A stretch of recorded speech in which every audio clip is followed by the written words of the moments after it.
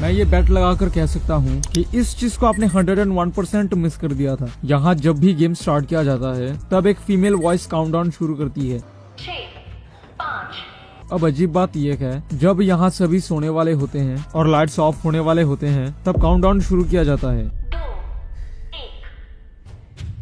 लेकिन इससे पहले जब भी लाइट्स ऑफ किए गए हैं तब कोई भी काउंटडाउन नहीं किया गया था। लेकिन यहाँ काउंटडाउन किया गया था क्योंकि ये एक स्पेशल गेम था। इस लफड़े के बाद यहाँ एक दूसरे को मारने वाला गेम। तो ऐसे एक नहीं और भी बहुत सारे हिडन डिटेल्स हैं। जैसे इस सीन में थेनोस कहता है, यहाँ आने से पहले मैं हान रिवर की ब्रिज पर खुदकुशी करने के लिए गया था। मैं आपको बता दूं, हान रिवर ब्रिज वही ब्रिज है जिस ब्रिज से डॉक्सू या हॉक्सू जो भी नाम था उसने छलांग लगाया था सीजन 1 में। और ये जो हान रिवर ब्रिज है ये साउथ कोरिया की मोस्ट सुसाइडल स्पॉट्स में से एक है। जी हाँ, हर साल यहाँ काफी ज्यादा सुसाइड होते हैं। एंड गाइस, इस सीन में फ्रंटमैन गीहुन का जान बचाता है। फिर गीहुन फ्रंटमैन को थैंक्स कहता है जान बचाने के लिए। एंड देन फ्रंटमैन कहता है थैंक्स नहीं, बाहर सोजो ड्रिंक पिला देना। बाहर सोजो पिला देना। Now back to season 1। इस सीन में ये लड़की सेबियो को कहती है मालदीव जाओ सोजो ड्रिंक पियो। और तब सेबियो क्वेश्चन मार्क लगाकर पूछती है मालदीव सोजो। एंड देन ये लड़की कहती है अरे मूवीज में नहीं देखा क्या, ली ब्योंग हुन था उसमें। अब गूगल पे सर्च करते हैं और देखते हैं कि ये ली ब्योंग हुन ताओ एक्चुअली कौन है। भाई लिटरली ये अपना फ्रंटमैन होता है और लिटरली ये स्क्विड गेम का बेस्ट डिटेल था। इस सीन में प्लेयर 007 लोन शार्क्स का जिक्र करता है। मैं आपको बता दूं, लोन शार्क्स साउथ कोरिया में एक कंपनी। एंड गाइस, ये जो सेल्समैन था, अरे भाई एडिटर मैंने सेल्समैन बोला, व्यापारी नहीं। तो सीजन 1 के एंडिंग में गीहुन को एक डेबिट कार्ड दिया जाता है जहाँ 45.6 बिलियन वॉन होता है। उस कार्ड में मैंने एक चीज को नोटिस किया जिसने लिटरली मेरे को चौंका दिया। अब इस सीन में यहाँ एक ट्रैप होता है जहाँ पर बॉम्ब छुपाया गया था। अब पता नहीं ये न्यूज कौन फैला रहा है कि इस काम के लिए फ्रंटमैन ने किसी पाकिस्तानी को हायर किया था। एंड गाइस, इस सीन में आपको पता है कि सेल्समैन ने यहाँ डुअल फेस को क्रिएट किया था। One side innocent, another side confident. मैंने इन दो फेसेस को स्प्लिट किया और एआई की मदद से वापस से रीजनरेट किया। एंड गाइस, रिजल्ट काफी ज्यादा शॉकिंग। सो हे गाइस, तो ये पार्ट 3 है जहाँ पर स्क्विड गेम सीजन 2 के हिडन डिटेल्स के बारे में हम बात करेंगे। यहाँ एपिसोड 5, 6 एंड 7 को ब्रेक डाउन करेंगे। और पार्ट 1 और पार्ट 2 में आप सभी ने बहुत सारा प्यार दिया था, उसके लिए thank you so much. So without wasting any more time, let's roll the intro.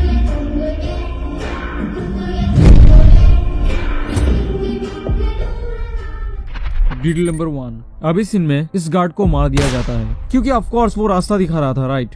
Actually नहीं। याद करो सीजन 1 का ये सीन, यहाँ फ्रंटमैन ने क्या कहा था, अगर तुम्हारा चेहरा दिख गया तो तुम मारे गए। अब इस गार्ड ने यहाँ आइडेंटिटी रिवील कर दी। इसीलिए इसे मार दिया गया था। इस सीन में अगर आप ध्यान से नोटिस करोगे तो इस गार्ड को पहले ही मारने का ट्राई किया गया था बट गीहुन ने बचा लिया था। Detail number 2। इस सीन में गीहुन को पता चलता है कि जो गार्ड्स होते हैं वो पैंट के नीचे के पॉकेट में भी एक्स्ट्रा मैगजीन्स रखते हैं ताकि सोल्जर्स या गार्ड्स इमरजेंसी सिचुएशन में यूज कर सके। इस चीज का हिंट हमें पहले ही मिल गया था जब यहाँ सारे सोल्जर्स या गार्ड्स असेंबल हो रहे थे। देन यू कैन नोटिस कि वो लोग पैंट के नीचे के पॉकेट में भी एक्स्ट्रा मैगजीन रख रहे थे for emergency situation. Detail number 3। इस सीन में गार्ड सबको खाने के लिए किम्बाप देते हैं। एंड मैं आपको बता दूं, ये किम्बाप साउथ कोरिया में चॉपस्टिक्स या हाथ से खाया जाता है, ना कि फोक चम्मच से। बट गार्ड्स ने जानबूझकर ये फोक दिया ताकि स्पेशल गेम, मतलब एक दूसरे की जान लेने वाला गेम शुरू हो। And if you will remember season 1, then वहाँ जानबूझकर खाना कम दिया गया था ताकि वो स्पेशल गेम शुरू हो। याद करो सीजन 1 में इस गार्ड ने क्या कहा था, उन्होंने जानबूझकर कम खाना दिया है ताकि सब लोग आपस में लड़े। वो अगली गेम से पहले कमजोर लोगों से पीछा छुड़ाना चाहते हैं। ये सब गेम का हिस्सा है। Detail number 4। Now this detail is my favourite and literally आपको भी मजा आ जाएगा जान के। अब ये जो थेनोस था ये यहाँ मारा जाता है। इस चीज का हिंट हमें पहले ही दे दिया गया था। यहाँ फाइट से पहले उसके नंबर पे आप कुछ ब्लड के दाग को नोटिस कर सकते हो और ये दाग उसके मौत को सिग्निफाई कर रहा था। आई नो आप बोलोगे क्या बकवास किए जा रहे हो। Don't worry, I have a proof for this.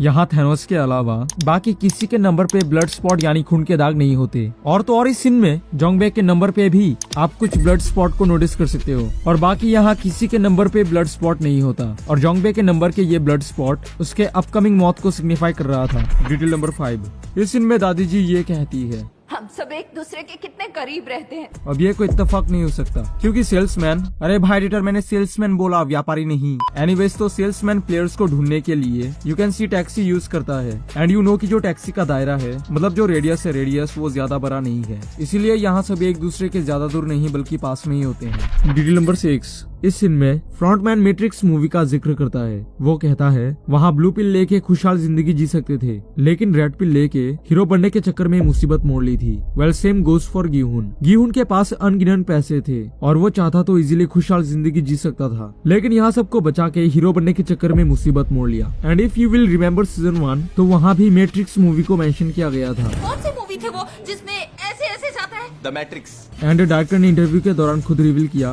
कि मैट्रिक्स मूवी उनकी फेवरेट मूवी है, और उन्होंने ये भी रिवील किया दागजी का कलर रेड एंड ब्लू था, which was the reference of red pill and blue pill from the matrix movie. And voting के रेड और ब्लू कलर के पीछे भी सेम रीजन है, so hope you understand. Detail number था I mean detail number 7। अब शायद ये आपने नोटिस किया होगा, यहाँ जो नेटफ्लिक्स के लोगों का रिप्रेजेंटेशन है वो बाकी से एक्चुअली अलग है, क्योंकि यहाँ आप पिंक कलर को नोटिस कर सकते हो, और ये पिंक नॉर्मली प्रेजेंटेशन में नहीं होता।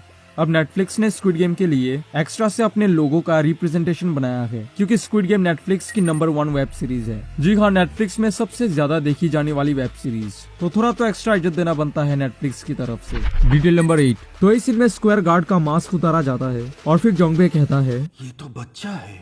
वेल ये एक्चुअली कॉल बैक था सीजन 1 का, क्योंकि वहाँ पर भी स्क्वायर गार्ड का मास्क उतारा गया था और ये कहा गया था तुम इतने छोटे हो। अब अगर कॉल बैक की बात ही हो रही है तो एक और कॉल बैक है। यहाँ गिहुन वोटिंग के जरिए गेम को रोकने को कहता है, और उसने जो भी कहा ये एग्जैक्ट वर्ड्स सीजन 1 में सांगू ने सीन में कहा था, literally line by line word by word. 동의서 제3항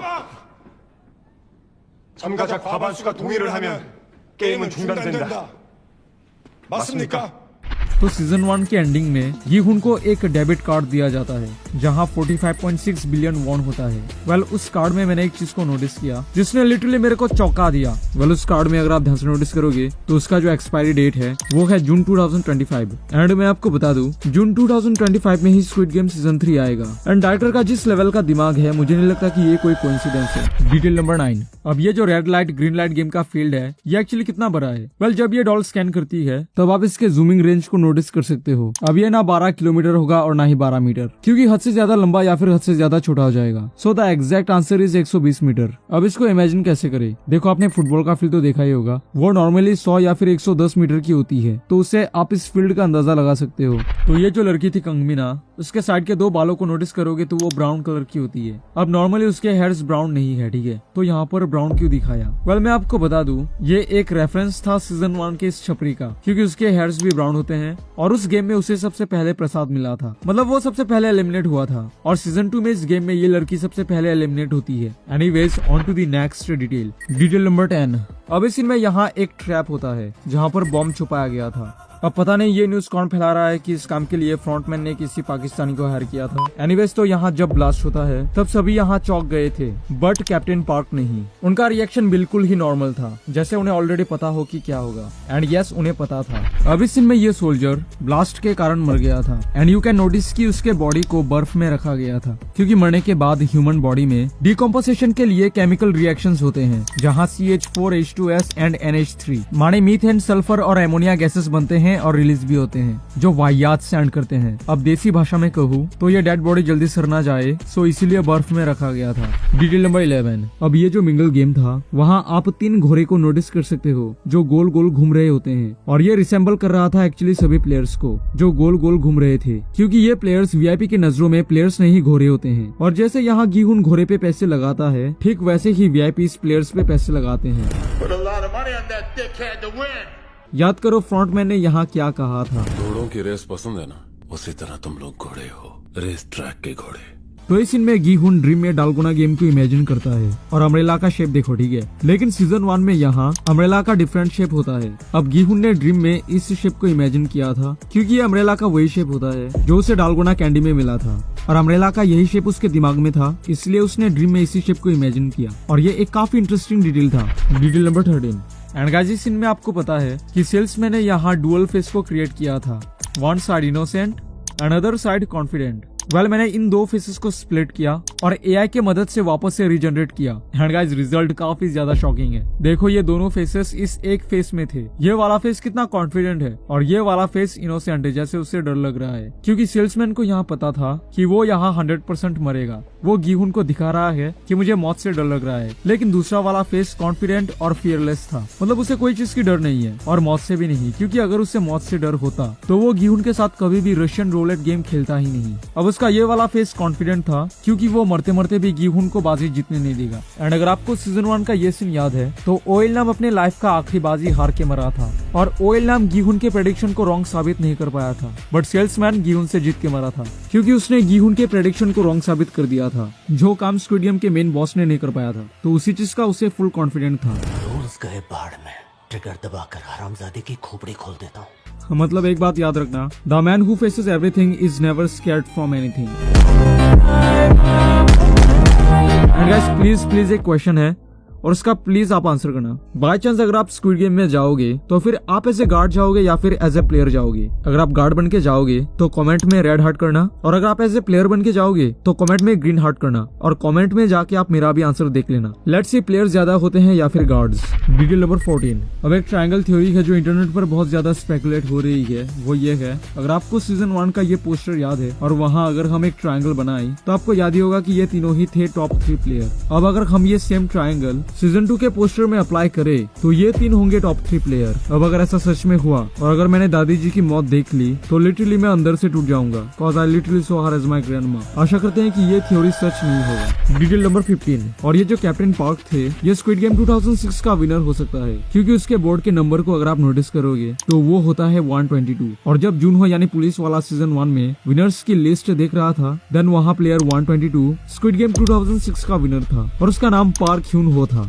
just like captain park. अब अंकल स्क्विड गेम के विनर थे तो इसलिए तो वो फ्रंटमैन के साइड है। एंड गाइस प्लीज इसके लिए इस वीडियो को एक लाइक कर देना, आपको 1 सेकंड भी नहीं लगेगा लाइक करने के लिए, और मुझे पूरा 6 दिन लगे वीडियो बनाने में, सो प्लीज यार लाइक कर देना। Video number 16। इस सीन में ह्यून जो सबको गन के बारे में बताती है क्योंकि उसने नोटिस किया था कि कुछ लोग गन को ठीक तरीके से पकड़ ही नहीं पा रहे थे। बाय द वे ह्यून जो कहती है कि वो पहले एक सोल्जर थी। वेल मैं आपको बता दूं यह कैरेक्टर इंस्पायर्ड था real life transgender soldier beyond हुई सू से, जो साउथ कोरिया में एक सोल्जर थी। एंड स्क्विड गेम के डायरेक्टर ह्वांग डोंग ह्यू को काफी ज्यादा क्रिटिसाइज किया गया था कि आपने इस कैरेक्टर के लिए एक मेल एक्टर को क्यों लिया, एक ट्रांसजेंडर एक्टर को भी तो ले सकते थे। एंड देन डायरेक्टर ने ये स्टेटमेंट दिया था कि साउथ कोरिया में ऐसा कोई भी एक्टर नहीं जो ओपनली एडमिट करता हो कि मैं एक ट्रांसजेंडर हूँ। लिटरली डायरेक्टर को स्क्विड गेम के रिलीज के लिए बहुत सारे प्रॉब्लम्स का सामना करना पड़ा था और इन सब के बारे में हम स्क्विड गेम के फैक्ट वीडियो में बात करेंगे जिसका 67% एडिटिंग कंप्लीट हो चुका है by the way. Detail number 17। इस सीन में जुनही झुक के दादी जी को थैंक यू कहती है क्योंकि इस सीन में दादी जी अपने हिस्से का खाना दे देती है और तब वो शुक्रिया अदा नहीं कर पाई थी। Detail number 18। तो इस सीन में कुछ गार्ड्स इस लड़की को पकड़ते हैं, फिर ये गार्ड उस फुटेज को चेंज कर देता है,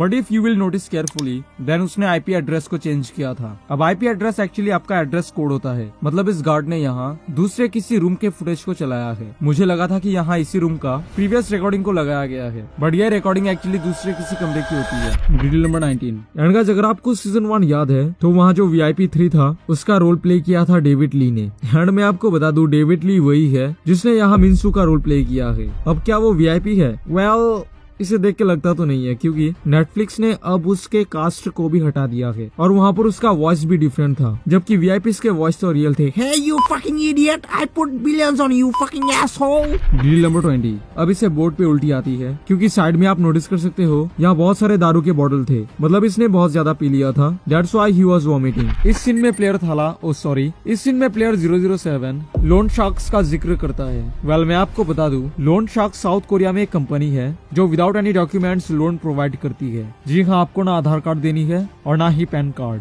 जस्ट आपको अपना सिग्नेचर देना है और जितना मर्जी चाहे लोन ले सकते हो, कोई भी लिमिट नहीं है। But here is the twist, आपको 30% इंटरेस्ट रेट के साथ वापस करना पड़ेगा और अगर आप लगातार 5 महीने तक EMI पेंडिंग करोगे then they will use violence, मतलब आपकी किडनी और लिवर बेच के ये लोग कर्ज वसूल करेंगे। अगर आपको सीजन 1 का ये सीन याद है तो वहाँ पर कुछ लोग आए थे डॉग्सू के लिवर और किडनी के लिए। आई नो आप बोलोगे कि ऐसे कंपनी को तो बैन हो जाना चाहिए। वेल नहीं होगा क्योंकि लिवर और किडनी लेने से आप मरोगे थोड़ी ना। जी हाँ, लिवर ह्यूमन बॉडी का वो पार्ट है जो छोटे पार्ट से भी वापस रीजनरेट हो सकता है, जस्ट लाइक डेडपूल। इमेजिन कोई बंदा इमरजेंसी में अपना 70% लिवर बेच दे तो जो 30% लिवर उसके अंदर है वो 30% कंप्लीट लिवर वापस से रीजनरेट कर सकता है। वेल मेरी रिकमेंडेशन तो यही रहेगी कि इस कंपनी से तो क्या किसी भी कंपनी से लोन बिल्कुल भी मत लेना, क्योंकि एक लोन दलदल की तरह होता है। आपके पास चुकाने के लिए पैसे नहीं होंगे तो आप वापस से दूसरा लोन लोगे। एग्जाम्पल के लिए स्क्विड गेम के प्लेयर्स को ही देख लो। एंड गाइस स्क्विड गेम में जितने भी प्लेयर्स हैं 70% या फिर 80% तो ज्यादातर लोग लोन शार्क से ही कर्ज लिए हुए होते हैं। अब ऐसा भी तो हो सकता है कि लोन शार्क्स वाली कंपनी उसका ओनर ये ओइल नाम है।